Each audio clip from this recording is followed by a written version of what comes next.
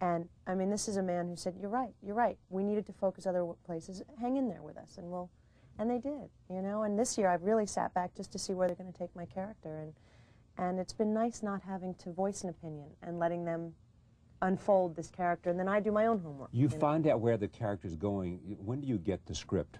A week before we shoot. You don't see it. You don't see 7 episodes ahead. No, you sometimes can go to their boardroom, and there's these big blackboards, and you can see an outline. And I've gone up to the producers and writers and said, where is my character going with this? Because there was an episode where Hathaway kisses a paramedic when her and Doug Ross are supposed to be getting married. And I said, you know, it's soap opera to me. She wouldn't do this. This is ridiculous. Yeah. These are adults, you know. This character. Yeah, and they said, hey, if you learn to pick your battles, they said, could you do it? You need to hang on. And I did. Roll tape. Here is a scene from ER. Carol explodes at Doug Ross because she's always been patient with his needs. And guess what? He's not considering what she needs. We were just saying, you know, you see on good television shows a lot of good dialogue.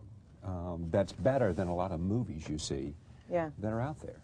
You know? Someone said to me, because I'm doing all this press for Newton Boys, and they said, they were being a little hostile towards ER, and they said, you know, I feel like it's gotten soapy. Right. And I said, you know, it's interesting. Find me someone who's done 22 movies in a year, because we do 22 episodes a year. Yeah. We're doing 85-page scripts. A normal script is about 125 pages. And we shoot 8 days, and that's it for one script. And show me someone who hits a home run in 22 films. Yeah, with a tough audience out there every week who can turn to 6 other things and they haven't paid any money to come. Right. Absolutely. Yeah. Some have said it's the hardest thing in the world to do a 1-hour dramatic series on television in prime time. Is the hardest and toughest thing you'll ever do? I think as an actor, I mean, listen, the hardest and toughest thing I ever did was wait on tables, so I'm very grateful for the job, but it is because there's no arc. In comparison to other acting. There's no arc. When you do theater, you have 2 months to discover a character, and every night you have a beginning, a middle, and an end. There's an arc to go to. In film, I mean, doing the Newton Boys, I knew where I could map out where I was going and where I came from. With ER, there's a perfect example where, whether the audience notices it or not, I assumed that Carol Hathaway was an only child. Because of her behavior, because at her wedding there were no siblings mentioned, you know, I assumed her father must be dead, whatever it was, but that was my homework that I did so that I could play things a certain way. And the last episode last year, I had a line that said, I grew up with 2 sisters. What blew 3 years of work for me, because even though to the producers it was nothing, to me it was huge. Yeah. You don't get that in film. You know immediately where you are, you know? Right. So in that way, I think it's very challenging. How long will you do this? I'm going to honor my contract, which 2 years, which is 2 more seasons, and then I'm. They made it more attractive to you, didn't they, this recent time? Well, if I sign a 7th year, they'll make it very attractive to me. But I'm at a great age right now, I think, to try and spread my wings somewhere else. I want to leave people wanting to see more, rather than hitting them over the head with it. And I love this character, and I'll miss the show, but I think 6 years will be about my limit. In the meantime, you're doing film. Yeah. Newton Boys. Take a look at this. This is a play we had. I talked recently to the director of the show, Richard Linklater, and here is a scene in which you play Matt McConaughey's girlfriend, right? Right. And you're questioning him about where his money comes from, which we know from a previous interview comes from robbing banks. Here it is. So what do you think? A good experience for you? Oh, it was an amazing experience. Yeah. It just still to this day, you know, boggles my mind that this woman, and it's a true story, was with him for 2 years before she realized he was a bank robber. Yeah. It's an amazing story about it. I mean, this is a story, the Newton Boys is a story about bank robbers who never were caught, who kind of retired successful, who lived in Texas. And I guess Linklater discovered them because of an article in Smithsonian Magazine or something like that, and then did the story. It is incredible. You know, when I was sent the script, he had seen, I guess Rick Linklater had seen an ER, and apparently I looked just like Louise, this woman who stuck by Willis for his whole life. 40 years they were together. Right. Kick off the names of people that have made a difference for you in understanding the craft of acting?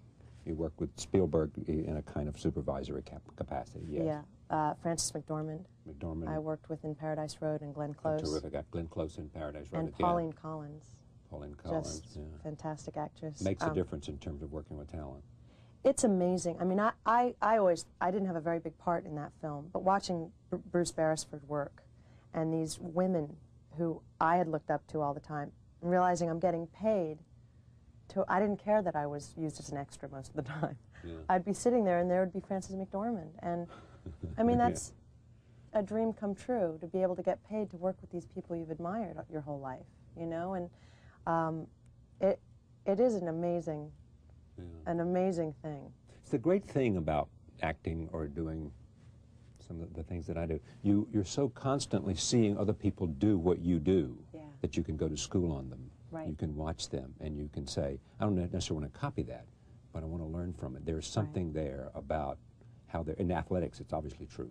If you play against Michael Jordan, you're going to get your butt whipped, but you're going to learn something from doing that. That's right, and it's in tennis. You never get better unless you play with someone who's better than you. Yeah. Directors, who's made a difference as a director? Bruce Beresford. One. There's something about Bruce Beresford that I will always be indebted to, and I can't even pinpoint it. You don't know what it is? There's a way about him that he's a magnet.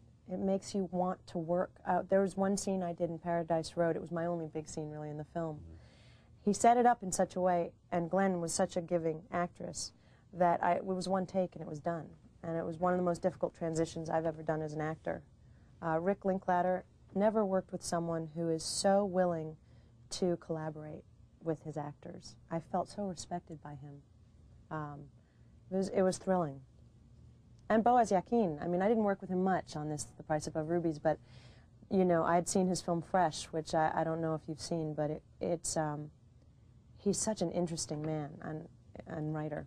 Yeah, we're going to see now, and you're telling Sonia, who is Renee Zellweger, that you want to take her son away from her. Just set it up more. Let's know more about that. Well, basically what's happened is she has, in this Hasidic Jewish community, she has been seen with a Puerto Rican man, and she leaves her child by me every day, and I've been taking care of this baby for her. She's married to my younger brother, and so finally, after a lot of time, we cut her off. We changed the locks to her house. We ban her from the community, basically. Roll tape. Here it is. Shimmy's going to stay here by us where he can live in a healthy environment. What's this about? Cut from looking like a schlep. to looking like what? To looking like we ain't got nothing on. Yeah. Yeah. This is a Emmanuel Ungaro ad campaign I did for their clothing line, and they have they're just wonderful people, and generous. Kira Sedgwick had done it last year. She was their Emmanuel girl. Right. And a lot of the proceeds go to Love Heals, this AIDS foundation I'm on. So you got to choose a foundation? Did you get to choose a foundation? Absolutely. Then you did it just for that, or is there something else? Well, both. I mean, for that and to support them, they're lovely people. And the clothes. And the clothes, the year of free clothes I get. Are there going to be any more live episodes of ER? Not if I can help it. Are you going to invite more people like Tarantino to come in and direct? Yeah, we're really looking for some great directors like that. In fact, he was invited back, but he won't join the DGA, so he can't. But I actually tried to get Rick Linklater, and Boaz Yakin told me the other night that he would do it if he wasn't working. So. And you, what's the next film? I don't know yet. I don't know. I'm sort of. There's a few things, but everything's in the air, and you know we're all waiting for this to find out if there's going to be an actor's strike. Yeah. You going to the Academy Awards? No. Well, you watch them? I'll watch them. Yes, and maybe I'll go to a party, but. Those are the kind of things where you're so relieved you don't have to dress up. You can actually watch and have fun. What's the dream that you have?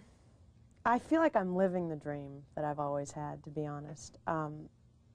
What I would love is to be able to finish ER and still be intact, because it's a lot of work.